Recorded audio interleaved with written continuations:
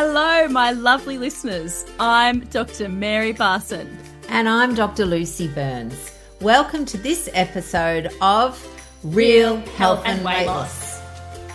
Good morning, lovely listeners. It's Dr. Lucy Burns here, and I am here as always with my beautiful colleague, Dr. Mary Barson. Good morning, Mares. How are you today? I am well.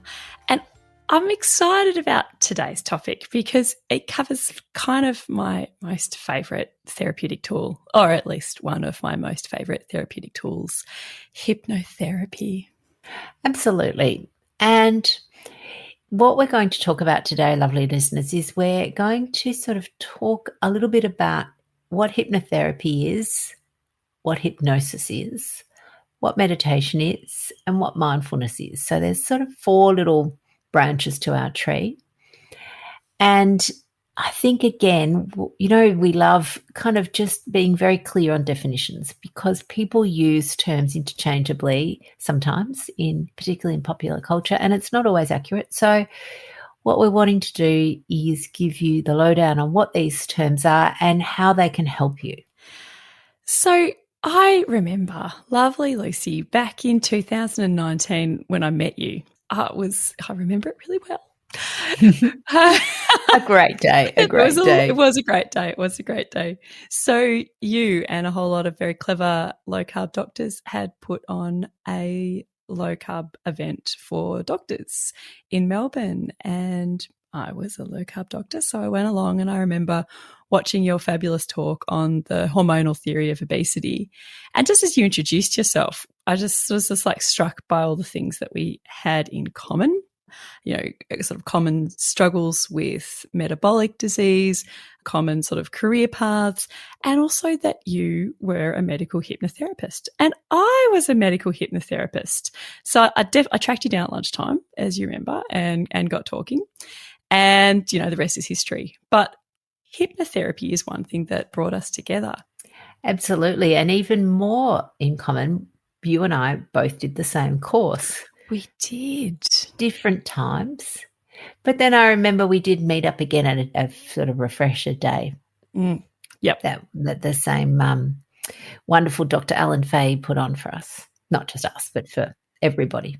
So he runs the College of Medical Hypnosis, and he trains health professionals in this very useful, I would say in well-trained hands, extremely safe intervention that is a powerful tool to help people, empower people to enact change in their lives. But I would say that despite the efforts of many good people, that hypnosis and hypnotherapy is cloaked in this cloud of mysticism, and that even many of our colleagues would think that it is woo and that it is strange. And I've had colleagues that work in the mental health realm that, you know, I refer to, that I really like and respect, that have been personally shocked that I would engage in medical hypnotherapy, thinking that I was doing some sort of weird fringe thing, which I'm definitely not. Absolutely not. I mean, why don't we define what we're talking about when we talk about hypnosis and hypnotherapy? Because that gives some context for our listeners and an explanation as to why this isn't woo and why it's actually really important. Yes, it's a wonderful evidence-based, science-backed and safe practice. So if we're going to get super technical with definitions, I would say that hypnosis is a type of trance state, which might sound a little bit spooky, but I'm going to debunk that. So trances, normal. Absolutely normal. We go in and out of trance states all the time, all of us. You know, if ever you get lost in a good book, you're in a trance state. Lost in a good movie, you're in a trance state.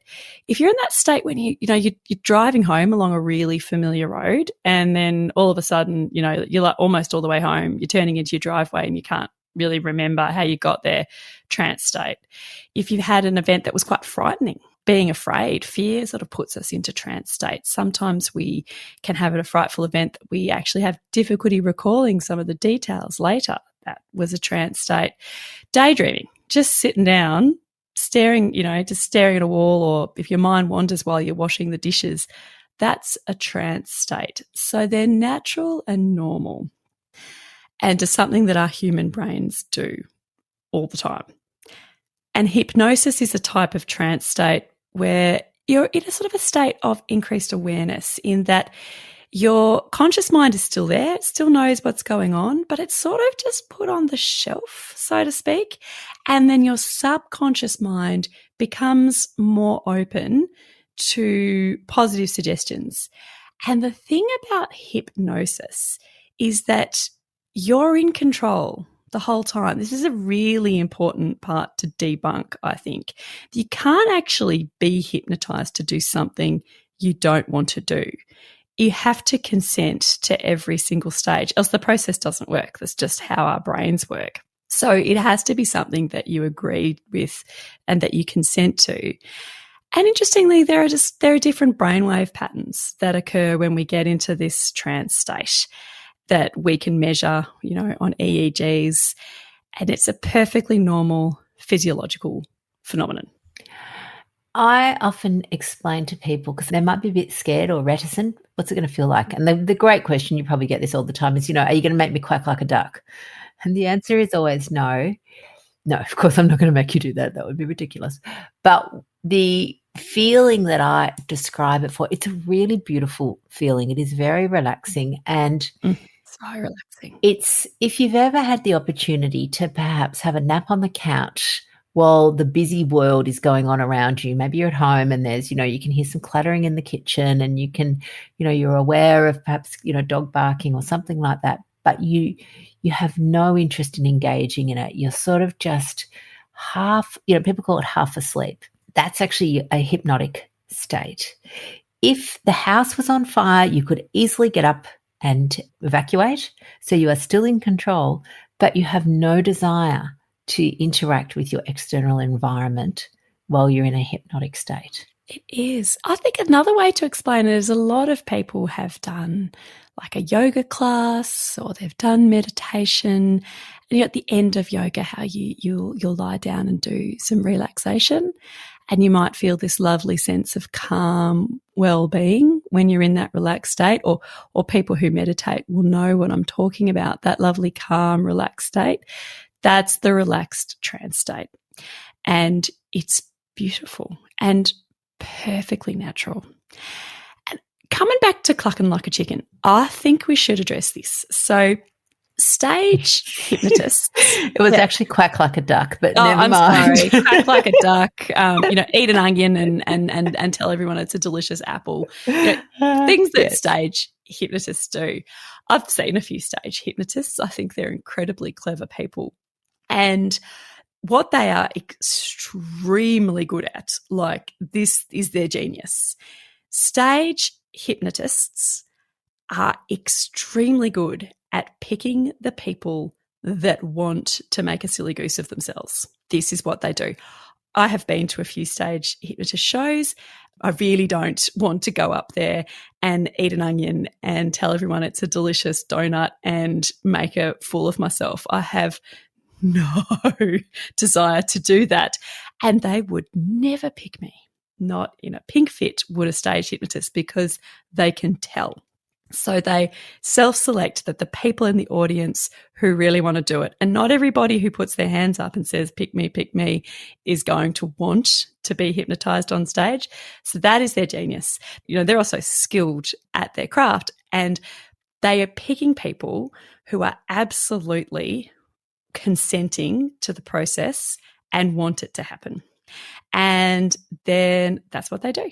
They put them in a trance state and they give them suggestions to their subconscious mind to quack like a duck or do whatever it is. And it's completely hysterical, almost always totally harmless and good fun for everybody.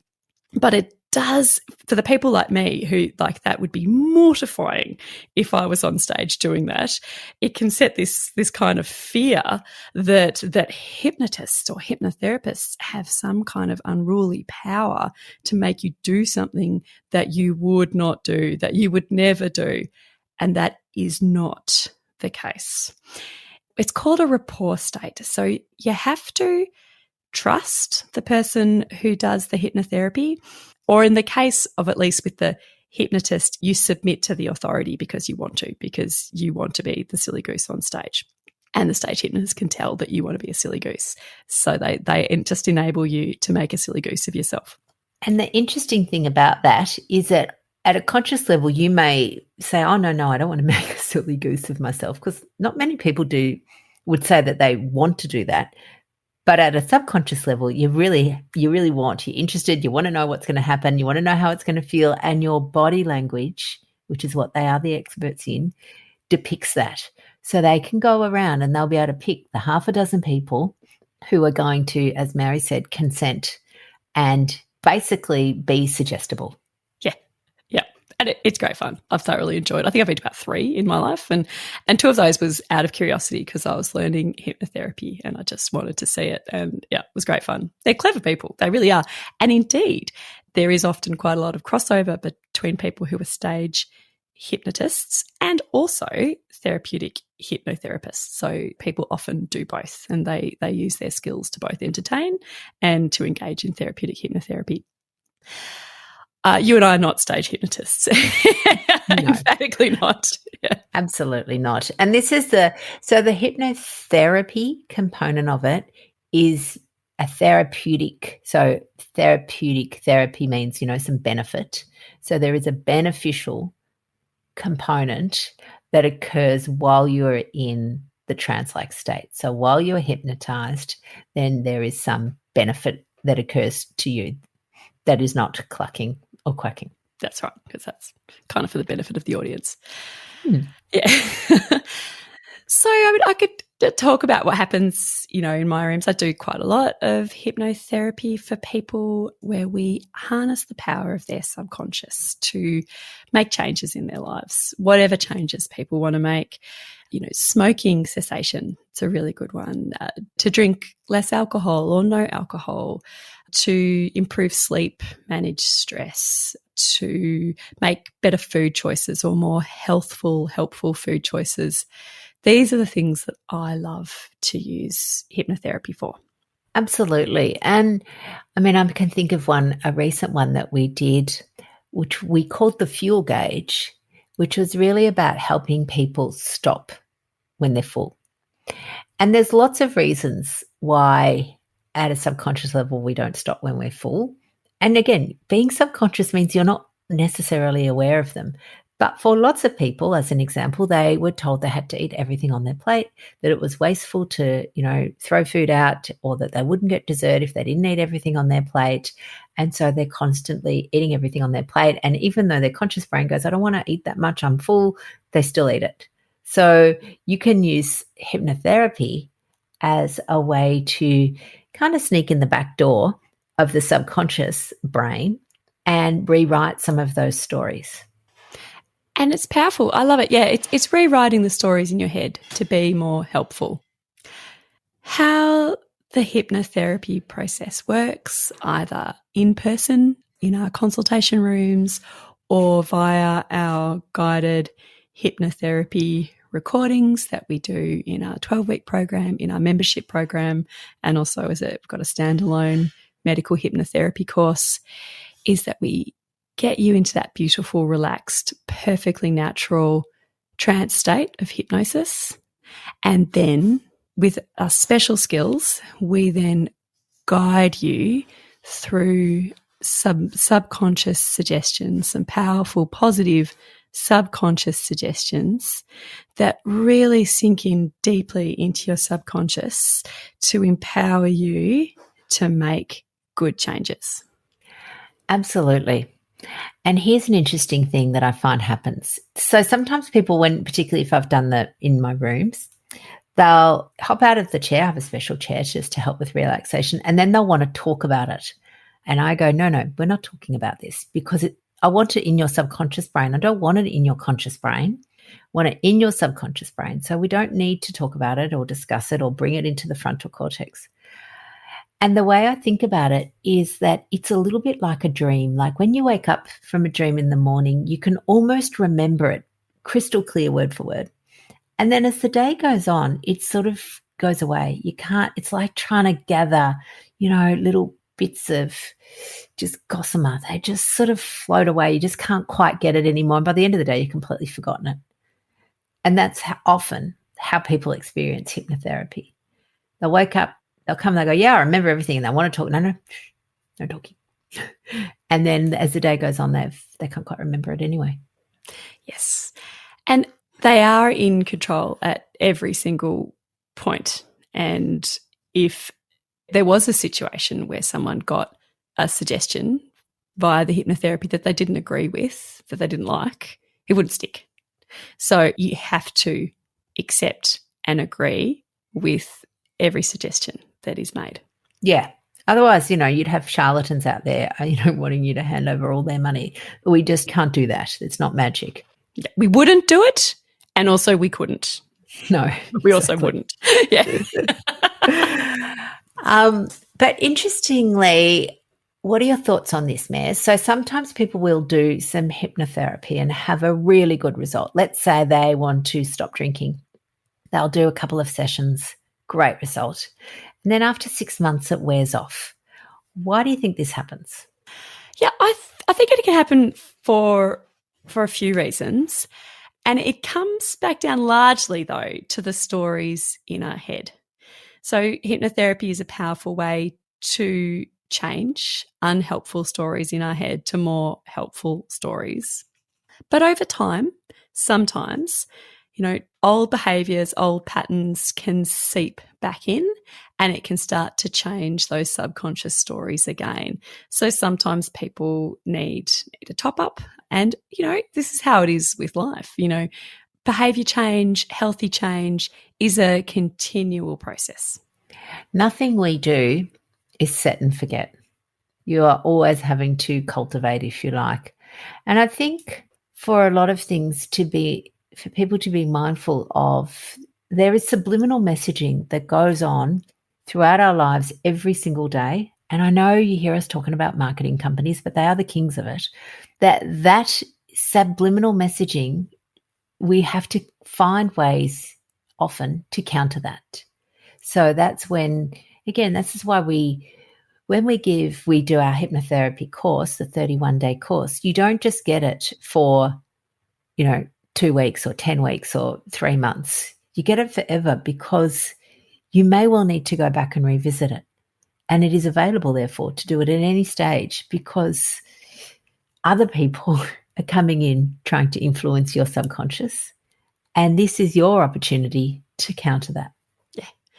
And in our programs, our Inner Circle membership program and in our 12-week Mind-Body Rebalance program, we include lots of different pre-recorded guided hypnotherapies, and we also do live hypnotherapy with people once a month, once a fortnight, and to allow that continual cultivation of healthy stories, helpful stories, and good mind management. Absolutely. Lovely listeners, we were going to be talking about meditation and mindfulness, but I think we've run out of time. So we will talk about that next week. So it'll be part 2. And we look forward to then contrasting this episode with next week's episode, which will be on mindfulness and meditation and the things that it can help you with. And how it's different to hypnotherapy. Absolutely. Lovely listeners, if you are interested in medical hypnosis as an added tool for your real health and weight loss, you can find our 30-day program on our website at www.rlmedicine.com, and we will have a link for you below in the show notes. Have a wonderful, wonderful week, and we'll see you next week. Bye-bye, beautiful people.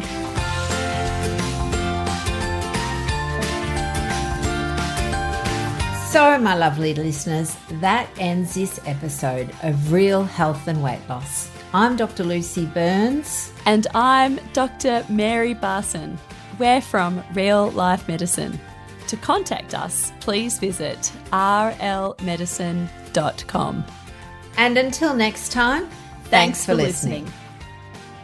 The information shared on the Real Health and Weight Loss podcast, including show notes and links, provides general information only. It is not a substitute, nor is it intended to provide individualised medical advice, diagnosis, or treatment, nor can it be construed as such. Please consult your doctor for any medical concerns.